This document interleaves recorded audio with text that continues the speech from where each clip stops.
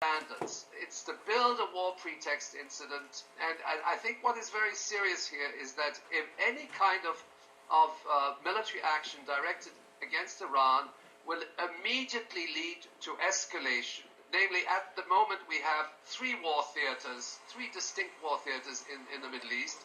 We have Afghanistan and overflowing into Pakistan on the one hand, we have Iraq and Palestine.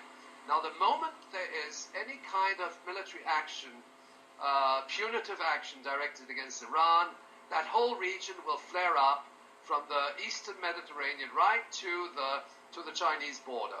And we must also understand that this action against Iran is also indirectly targeting two main countries, China and Russia, which have extensive military cooperation agreements with Iran. And consequently, this has to be understood as part of a global war. If there is an attack on Iran, I think we must understand that we are potentially in a World War III scenario.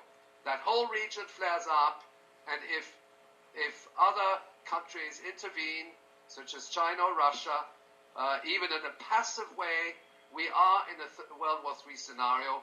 I know for a fact that this war has been prepared since late 2004 in terms of the stockpiling of weapons, establishing a state of readiness. All that is underway. Just about a year ago, the United States sent in a mission to Israel to modernize their air defense system, and the air defense system of Israel is now integrated into that of the United States and NATO, so that in effect what we're seeing is the coalescence of an alliance between the United States, NATO, and Israel. It's a formidable force in terms of capabilities. The issue is that U.S. military planners are often unaware of the broader consequences of their actions. They defined back in 2002, 2003, the notion that U.S. tactical nuclear weapons, what they call the mini nukes, are harmless to the surrounding civilian population. In fact, the Senate then approved the use of these tactical nuclear weapons in a conventional war theater, and they said they could in fact be used.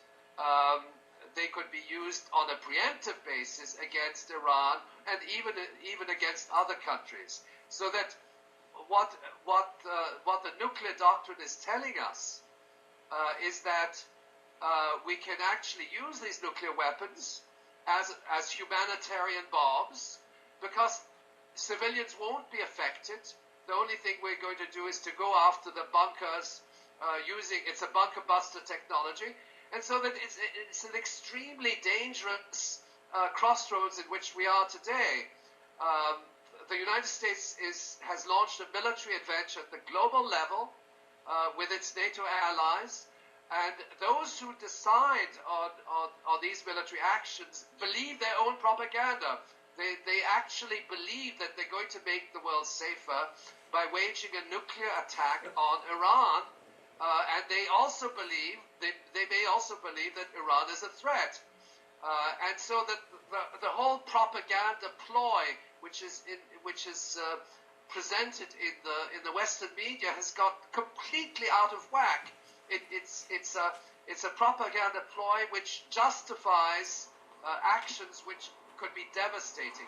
We have a situation where the major political figures like Obama or Hillary Clinton are in the diplomatic arena attempting to build this consensus. The constant and persistent reference to the war on terrorism as a justification for waging war in the Middle East, when in fact anybody who has some understanding of that region knows that what is at stake is the oil. Okay, and 60% of the oil and gas lies in the region, which extends from the tip of Saudi Arabia up to the Caspian Sea basin. It's a very strategic region. And why are they why are they demonizing Muslims?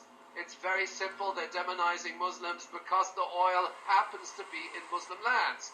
I undertook the calculation that something of the order between 65 and 70%, depending on the estimates of the world's oil reserves, lie in Muslim countries. So that is why we demonize. That's why they demonize the Muslims, present them as enemies of the Western world, and ultimately, if those lands had been inhabited by Buddhists, they would have demonized the Buddhists. So that we're in a situation where we have a war of conquest. It's the conquest of oil and gas reserves. The United States of America has less than 2% of the global oil and gas reserves. That region, strategic region, has something of the order of 60%. And Iran has approximately 10% of global oil reserves, 5 times those of the United States of America.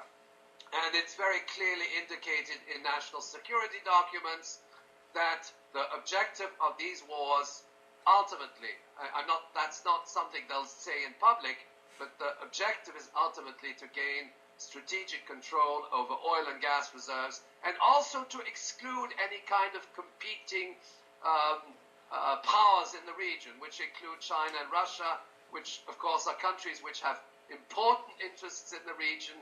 They're also involved in the oil industry in a very pervasive way, and the idea is not only to make sure that we control that region, but also that we exclude any kind of possibility that countries in that region could trade or have international cooperation agreements with countries like China or Russia.